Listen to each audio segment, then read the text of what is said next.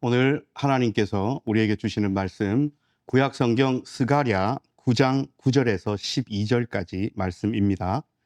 스가랴 9장 9절에서 12절까지 말씀, 하나님의 말씀 봉독할 때 여러분 경청하십시오. 크게 기뻐해라 딸 시온아, 소리 질러라 딸 예루살렘아. 보라, 너의 임금이 너에게로 오실 것이다. 그는 공의로운 분이시고 구원받아 승리하신 분이시다. 그는 겸손하여 나귀를 타신다. 순나귀, 곧 새끼 나귀를 타신다. 내가 에브라임에서 전투 수레를, 예루살렘에서 말을 끊어 없애겠다. 전쟁의 활도 끊어질 것이다. 그가 민족들에게 평화를 말할 것이다.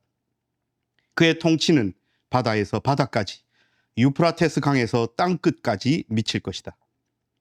또한 너 예루살렘, 너에게 맺어준 언약의 피를 생각해서 내가 너의 갇힌 사람들을 물 없는 구덩이에서부터 풀어줄 것이다. 요새로 돌아오너라. 갇혀 있으나 희망을 품고 있는 사람들아, 바로 오늘 내가 알려준다. 2배로 너에게 돌아가도록 내가 해주겠다. 아멘. 이 말씀을 통하여 은혜 주실 줄 믿습니다. 아멘. 지금보다 훨씬 젊었을 때에 거의 가장 좋아했던 찬양이었습니다. 반주자 지사님이 잘 선택을 해주셨는 게 늘 그렇듯 가사가 오늘 말씀이랑 너무 이렇게 되어요. 참 잘 맞는 찬양이고 삶의 한 절이라도 그분을 닮기 원하고 그 길을 가고 싶다. 그럼 그분의 길은 어떤 길이었는가? 이것이 오늘 구약 성경의 스가랴 선지자를 통하여 하나님께서 말씀하시는 부분입니다. 오늘 본문 보시면 아시겠지만 1절부터 8절까지가 한 주제를 갖고 패러그랩이 있어요. 문단이. 그리고 오늘 9절, 10절이 시온의 임금이 오실 것이라는 것으로 묶여 있고, 그 다음 우리가 11절, 12절만 읽었지만 이 9장의 끝까지가 뒷 세 번째 문단입니다. 그래서 사실 뒤에 쭉 읽으면 좀 더 이해가 있겠지만 우리가 앞부분 두 절만 11절, 12절만 읽었습니다. 이제 읽으시면서 다 느끼셨겠지만 어디서 많이 보던 말씀, 이 스가랴 9장 9절에 있는 말씀이 신약 성경에서 실현되지요. 예수님께서 나귀 새끼를 타고 예루살렘 성으로 입성하십니다. 구약 성경 스가랴 선지자의 예언이 성취되는 장면입니다. 우리가 너무나도 잘 알고 있어요. 볼품도 없고 뭔가 전쟁에서 승리해서 들어오는 개선 장군의 느낌도 없는데 왜 우리 주님은 왕으로 오시면서 예루살렘 성으로 들어가실 때에 나귀 새끼를 타고 들어가셨는가에 대한 좀 심도 깊은, 그래서 스가랴 선지자를 통하여 하나님께서 준비하시고 예비하시고 예언하신 내용의 깊은 것은 무언가를 오늘 우리는 통찰을 얻을 수 있어요. 오늘 이 본문을 통해서. 9절 10절은 왕이 오신다는 겁니다. 왕이 안 오신다는 것이 아니고 왕이 분명히 오신다는 거예요. 여러분, 왕이 오시면 어찌 되겠습니까? 왕이 없어서 나라가 망하고 백성들이 포로가 되고 끌려가고 힘들어하고 종살이를 하고 있는데 왕이 오신 거예요. 그럼 어찌 됩니까? 그 포로들이 해방됩니다. 포로들에게 자유가 주어져요. 여러분, 이것은 왕이라는 타이틀이 없지만 우리는 구약 성경의 몇 가지 예를 통해서 알 수가 있습니다. 이집트에서 종살이하던 히브리 민족 이스라엘 사람들이 하나님께서 누구를 지도자로 세워서 꺼내 주십니까? 모세를 세웠잖아요. 지도자가 와서 왕 대신 하나님께서 자신의 대리인을 보내셔서 억압받고 포로된 백성들을 끄집어내 주신다. 하나님께서 오신다. 하나님께서 만나 주신다. 그러면 백성들의 신분이 바뀌는 거예요. 존재의 양식이 바뀌는 거예요. 새 왕이 오십니다. 그래서 9절에 보면 새롭게 도래할, 새롭게 우리에게 오실 그 왕은 어떤 왕인가를 알려주셔요. 보라, 너의 임금이 너에게로 오실 것인데 그는 첫 번째로 공의로운 분이래요. 여러분, 공의롭다는 것이 뭡니까? 의롭다는 거예요. 왕은 백성들 위에 세워졌을 때에 어떤 역할을 하는 존재입니까? 그 직분이, 왕이라는 직분이. 이 당시에는 두 가지예요. 재판을 해야 되고 전쟁이 나면 싸워서 이겨서 백성을 구해야 돼요. 이게 이 당시 왕이 가진 가장 큰 임무 중에 하나인데 이 왕이 공의롭게 행한다는 거예요. 그러면 어느 측면에서 공의로워야 됩니까? 재판하는 데 있어서. 그래서 자기의 기분, 자기의 성정, 자기의 이권에 따라서 백성들을 재판하는 것이 아니라 누구의 마음으로 백성들을 바라보고 재판한다고요? 하나님께. 하나님의 마음을 품고 나를 왕으로 세우신 그분의 기준으로 백성들을 바라보고 혼낼 거 있으면 혼내고 칭찬할 거 있으면 칭찬하고 공의롭게 대하는 왕, 자기 기분에 좌지우지 되지 않는 왕, 이런 왕이 오신대요. 공의로운 왕입니다.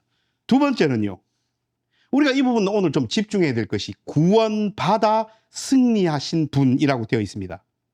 성경을 꼼꼼하게 많이 읽으신 분은 고개가 갸우뚱 하셔야 돼요. 왜 그러냐면 새한글 성경 이전에 있는 거의 모든 성경이 구원을 베푼다고 해석되어 있어요. 여러분, 구원을 베푸는 왕과 구원받은 왕은 완전 다르잖아요. 그렇죠? 나중에 설교 끝나고 한번 찾아보십시오. 개역 개정에도 구원을 베푼다 되어 있어요. 영어 성경에는 대부분이 having salvation 되어 있어요. 그래서 제가 즐겨보는 ESV 성경도 그렇고 NIV도 전부 having salvation이에요. 근데 ASV, 아메리칸 스탠다드 버전에도 having salvation이라고 되어 있는데 이 ASV는 having과 salvation에 각주를 달아놨어요. having은 각주 해가지고 밑에 히브리 말로 saved, 수동태로 구원받은. 그 다음 뒤에 있는 salvation이라는 영어에도 각주가 달려서 밑에 뭐라고 되어 있냐면 victory 되어 있습니다. 구원받아 승리한 왕. 새한글 성경은 그걸 정확하게 번역하고 있습니다. 심지어는 NRSV는 아예 구원을 베푼다, 구원받았다가 없고요. triumphant and victorious 되어 있습니다. 승리와 승리입니다. 그러니까 지금 이 스가랴 선지자가 새롭게 왕이 오실 건데 이 왕의 속성을 이야기할 때 첫 번째는 공의로운 왕이고 의로운 왕이고요. 두 번째는 하나님께로부터 구원함을 받고 능력을 받아 결국에는 궁극적으로 승리를 가져오는 왕이라고 표현하고 싶었던 거예요. 그래서 스가랴 선지자의 의중에는 승리입니다. 이제 더 가야 돼요. 무엇에 승리한 왕인가? 그래서 여러분, 구원받은 왕이 오신다 해서 구원받았다는 것을 강조하는 것은 분명히 신학적 의미가 있습니다. 그것은 뭐냐면 오실 이 왕이 무엇을 해서 왕으로 인정받고 등극되었는가를 강조하는 것이 아니에요. 어떤 사람이 왕으로 왔어요. 그럼 사람들 물을 것 아닙니까? 저 사람 뭔데? 뭘 했길래 왕이 됐는데? 왕으로서 자기가 어떤 치적을 했는데? 전쟁에서 승리했나? 뭐 백성을 구했나? 안 그러면 우리를 늘 괴롭히던 사람들을 쫓아냈나? 뭐 이렇게 그 사람의 그 왕됨에 있어서의 이유를 물을 것 아닙니까? 근데 오늘 스가랴 선지자는 그것을 강조하는 것이 아니에요. 하나님께서 오실 이 왕에게 무엇을 하셨는가가 중요해요. 그래서 구원을 베푼다는 워딩보다는 정확하게 구원받아 승리했다는 워딩이 맞아요. 지금 구원을 받은 왕이라면 누가 이 왕을 구원했다는 겁니까? 하나님이요. 이 왕을 보내신 하나님이 이 왕을 세우고 기름 부어고 구원하여 그 결과로 온 백성에게 뭘 갖고 왔다고요? 승리를 가져왔다고요.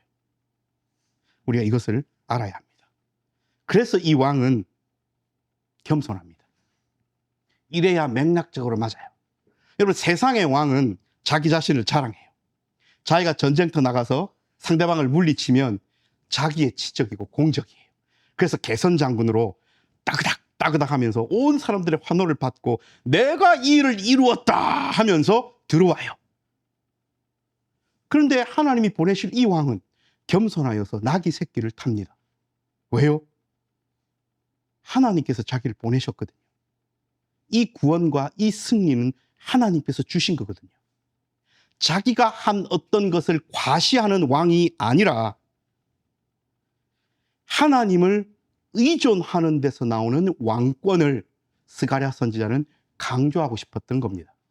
그래서 세상의 모든 자기를 과시하는 왕들의 왕권과 오늘 우리에게 하나님께서 보내셔서 오실 그 왕은 이유 자체가 다른 진짜 하나님이 보내신 왕임을 스가랴 선지자는 강조하고 전하고 싶었던 거예요. 9절 말씀에는 이렇게 깊은 뜻이 있습니다. 그래서 하나님이 보내실 왕은요, 공의로운 왕이시고 구원받아 승리하신 왕이시고 겸손한 왕이십니다. 꼭 외우실 필요는 없지만 우리가 이렇게 이해해야 돼요. 하나님께서 보내실 왕은 세상의 왕과는 이렇게 다르구나. 세상의 왕들이 자기 이권에 따라서 재판을 자기 마음대로, 왜냐하면 자기 손에 뭐가 있으니, 권력이 있으니까요. 자기 마음대로 자기의 이익을 위해서 휘두르는 그런 왕이 아니라 하나님의 눈치를 보고 하나님의 의중을 묻는 그런 공의로운 왕이고, 또 자기의 치적을 자랑하고 과시하는 왕이 아니라 하나님께 의존하여서 하나님께로부터 구원받아 그 승리를 펼칠 수 있는 그런 왕이고, 백성들 위에 군림하여 눌러버리는 왕이 아니라 스스로 겸손하여서 나는 하나님과 백성 사이에 있는 존재임을 스스로 알아 나귀 새끼를 탈 만큼 겸손한 왕, 그런 왕을 하나님께서는 우리에게 보내실 거라는 거예요. 그리고 이쯤 되면 민주주의 국가 사회에서 왕이라는 워딩 자체가 사람들에게 내 위에 군림하고 나를 압박하고 이 독재 정치, 우리도 그렇잖아요. 대한민국에 그런 지도자가 나타나면 우리 반박하실 것 아닙니까? 그렇지만 하나님께서 우리에게 보내주실 왕은 우리가 반박할 수 있는 그런 종류의 왕이 아니란 말입니다. 오늘 스가랴 선지자를 통해서 우리가 받아야 될 첫 번째 통찰이 이거예요.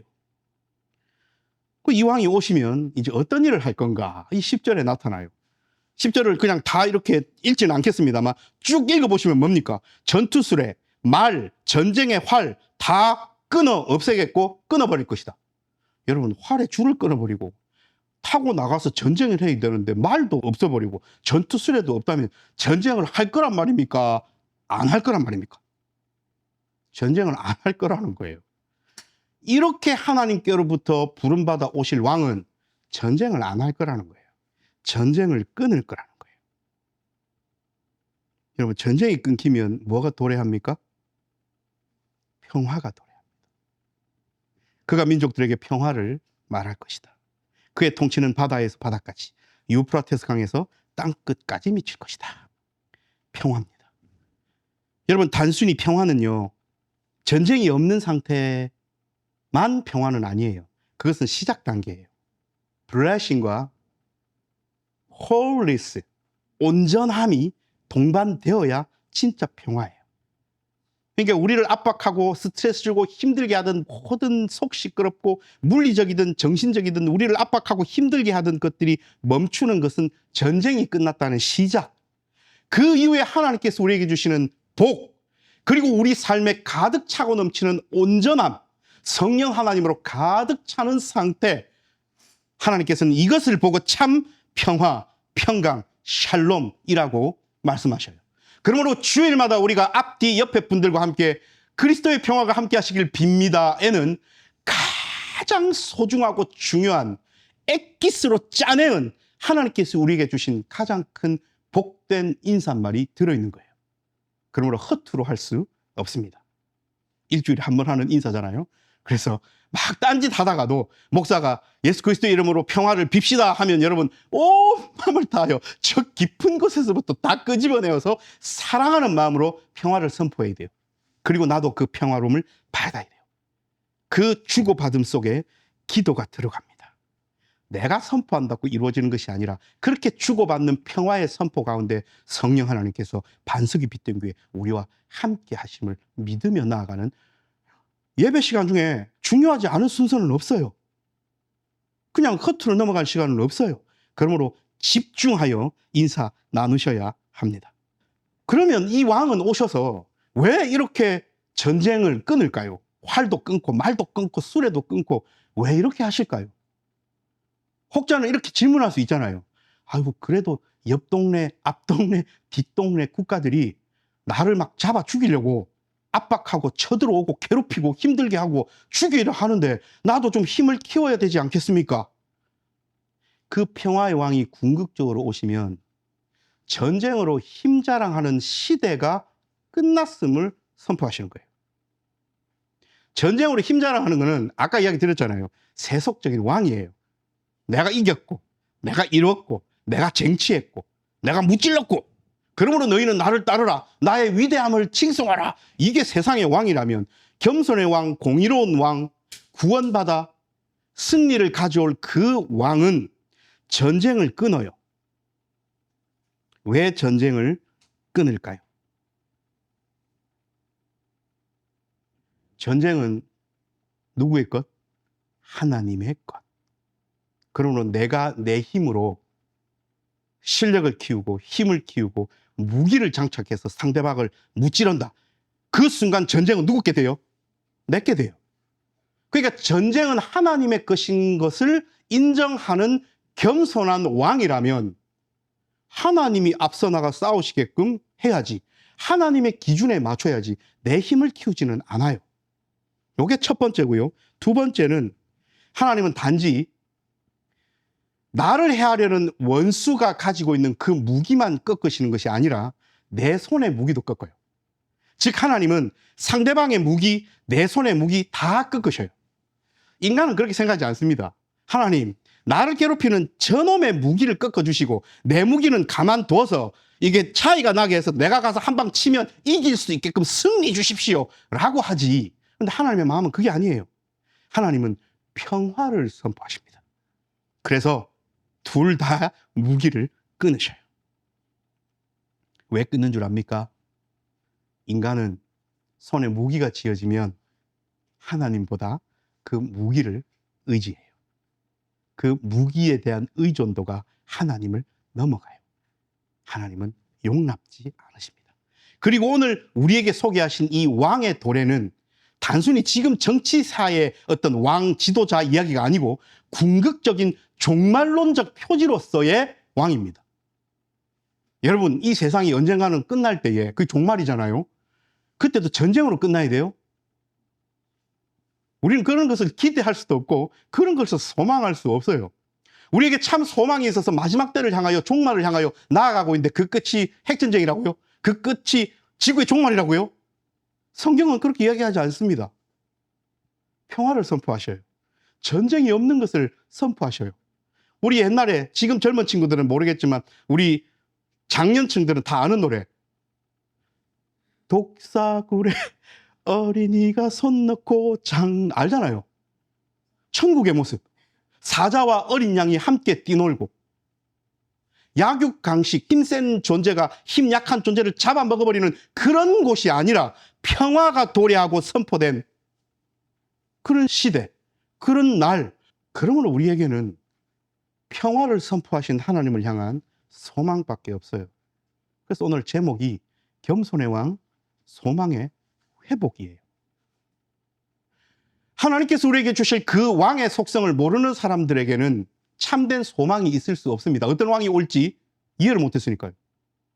그래서 전쟁에 능한 왕을 기다릴 수도 있고 정치적으로 능한 왕을 기다릴 수도 있어요. 우리는 성경을 통하여 알고 있습니다. 가룟 유다를 위시한 몇몇의 제자들이 예수님을 향하여 그런 바람을 드러냈어요. 정치적인 왕, 힘 있는 왕, 로마 군정을, 로마 황제를 무너뜨릴 수 있는 왕 바랐잖아요. 근데 예수님께서 십자가에 못 박혀 고난받고 죽으시자마자 그들의 무엇이 무너져 버린 거예요? 소망이 무너져 버린 거예요. 소망을 엉뚱한 곳에 방향을 가지면 무너질 수밖에 없어요. 그런데 우리가 바라고 원하고 열망하는 하나님이 우리에게 보내실 왕을 생각할 때 우리의 머릿속에 공의로운 왕, 구원받아 궁극적인 승리를 가져다 주실 그 왕, 겸손한 왕, 나를 죽기까지 사랑하실 그 왕. 구원받은 자로서 우리에게 구원을 베풀 수 있는 하나님의 통로가 되는 그 왕. 그 왕이 우리에게 만일 오신다. 그럼 여러분, 우리의 소망은 폭발합니다. 우리는 그 소망을 기다리지 아니할 수 없어요. 우리의 소망은 회복됩니다. 그래서 11절부터 끝절까지 읽어야 되지만 앞에 2절만 소망의 메시지를 읽었어요. 너에게 맺어준 언약의 피를 생각해서 내가 너의 갇힌 사람들을 물 없는 구덩이에서 풀어줄 것이다. 자, 여러분, 엄청나게 중요한 워딩이 3개가 나왔어요. 언약의 피, 갇힌 사람, 물 없는 구덩이. 뒷부터 봅시다. 갇힌 자 플러스 물 없는 구덩이. 이것을 실제로 경험한 성경의 인물이 있습니다. 물 없는 구덩이에 떨어졌다가 감옥에 갇힌 자가 있어요. 요셉이죠. 근데 그 요셉의 끝이 어땠습니까? 총리 대신이잖아요. 혼자만 총리 대신 돼서 잘 먹고 잘 살았습니까? 아니요. 창세기에서 가장 중요한 요절 중에 하나, 50장 20절. 하나님이 나를 이리로 보내어 많은 사람의 생명을 살리게 하셨다. 내가 여기에 이집트 땅에 형들이 물론 팔아먹었지만 내가 여기로 온 것은 당신들이 아니고 하나님이 보내셨다라는 인식을 가지고 있으므로 요셉에게는 뭐가 있습니까? 소망이 있는 거예요. 그러니 자기가 높은 자리에 앉았을 때 소망 가진 사람은 자기에게로 함몰되지 않습니다. 온 사람들을 향하여 자기가 가진 모든 것을 최선을 다하여 섬기고 펼칩니다. 그래서 요셉 덕분에 주변에 있는 모든 사람들이 그 7년 흉년 동안 먹고 살았어요. 그러면 요셉은 무엇을 붙잡고 이런 힘을 얻어서 구덩이에 형들이 던졌을 때나 억울하게 감옥에 갇혔을 때나 뭐가 있었길래 이 청년은 아랑곳하지 않고 계속 무언가를 향하여 달려갔을까요? 그것이 곧 언약입니다. 하나님께서 주신 약속이에요.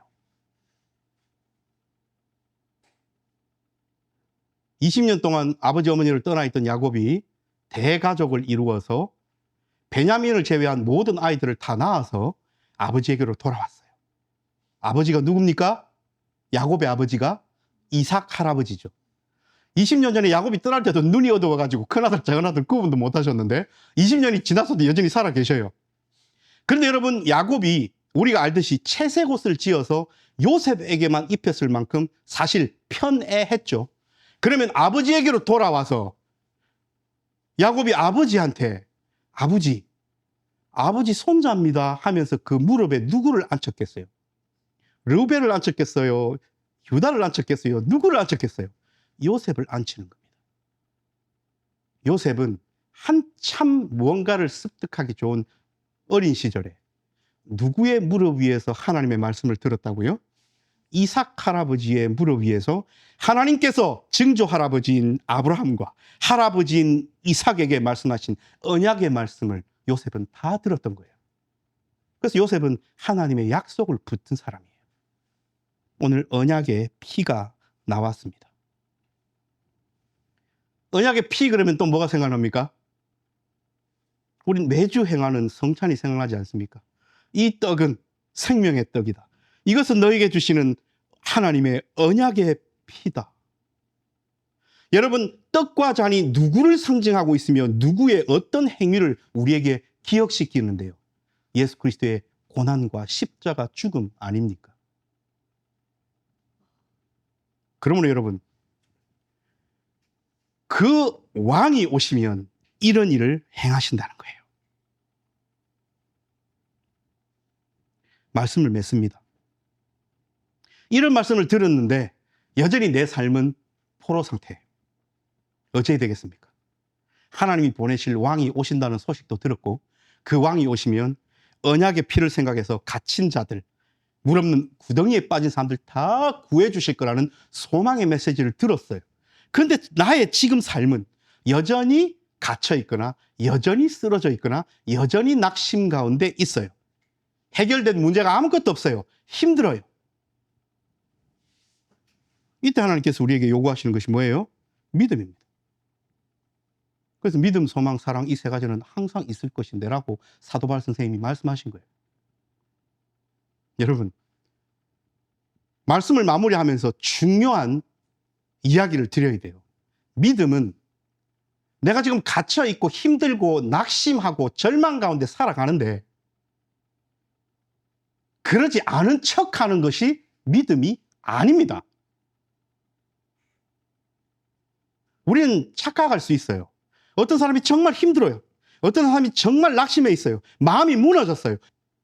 근데 그런 사람을 바라보고 내가 그러지 않은 척하고 있는 것을 성도들이 바라보면서 저 사람 참 믿음 좋다라고 하는 것은 거짓말이에요. 그리고 그렇게 판단해서도 안 돼요. 나도 그래서는, 우리 스스로도 그래서는 안 돼요. 그래서 공동체가 있는 겁니다. 힘들고 어려울 때는 손을 내밀어야 돼요. 내 손을 좀 잡아달라고 이야기를 해야 돼요. 서로 도와야 돼요. 발전해 나가야 돼요. 권면도 해야 되고 안아도 줘야 되고 위로도 해야 되고 함께 나아가야 돼요. 그럼 진짜 믿음은 뭐냐? 갇혀 있음에도, 낙심 가운데 있음에도, 번아웃이 왔음에도, 힘들어 죽겠는 가운데서도 소망을 잃지 않는 것, 이게 믿음입니다. 척하는 것이 아니에요. 그러면 소망을 잃지 않으려면 어떻게 해야 됩니까? 혼자 안 돼요. 같이 손잡고 가야 돼요. 이게 하나님께서 우리에게 공동체를 이루라 하신 이유입니다. 반석 위 빛된 교회의 존재 이유입니다. 그러므로 교회에 나아오는 것은 중요한 일입니다. 생명이 왔다 갔다 하는 일이에요. 사랑하는 여러분, 우리는 하나님께로부터 기름 부음 받아 구원받아 승리를 가져오신 예수 그리스도 덕분에 우리도 그 구원의 자리에 서서 우리도 그 승리를 맛보고 있습니다.